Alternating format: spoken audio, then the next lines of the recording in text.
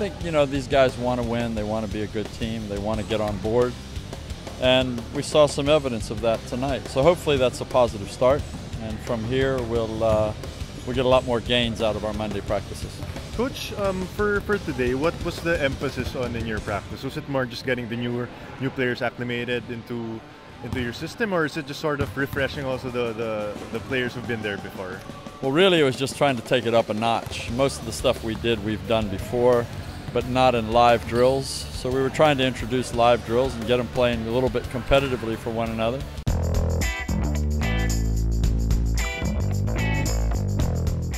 But again, as you saw, it was really only about 15-20 minutes of contact in the practice, and that's really all we need.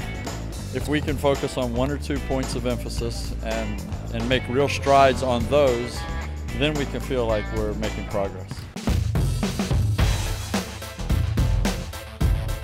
Kumusta ang feeling na makasama ulit yung team sa ensayo? Masaya kasi na-miss ko rin yung mga teammate ko sa Gilas eh.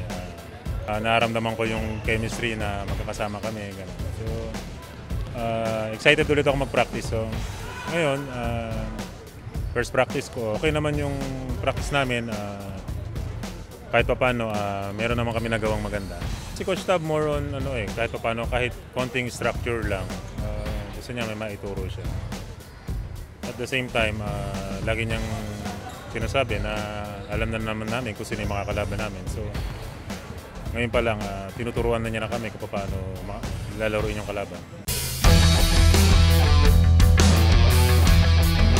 Jason, last week sinabi nga ni Coach Tab na importante na kumpleto ang team sa practice. And ngayon, more or less, halos nandun eh. So, malaking tulong ba yan na mas nakumpleto dyan na lahat ng mga key players at kumaga natakbo niya yung opensa at yung depensa as a team together?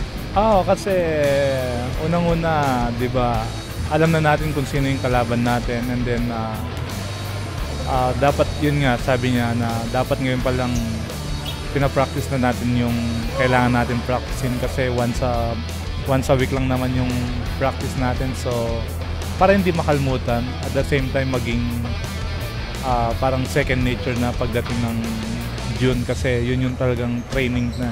Excited ka na bang makatapat yung players tulad ni Tony Parker, Nick Batum, Rudy Gobert, mga ganun players? This time parang iniisip pa namin more on a team talaga kasi yun yung importante. Kung iniisip mo na makakalaban mo, parang may starstruck ka at parang hindi ka makakapag-perform. Pero yun nga, yung main goal namin sa yung system niya talaga i-run namin as a team.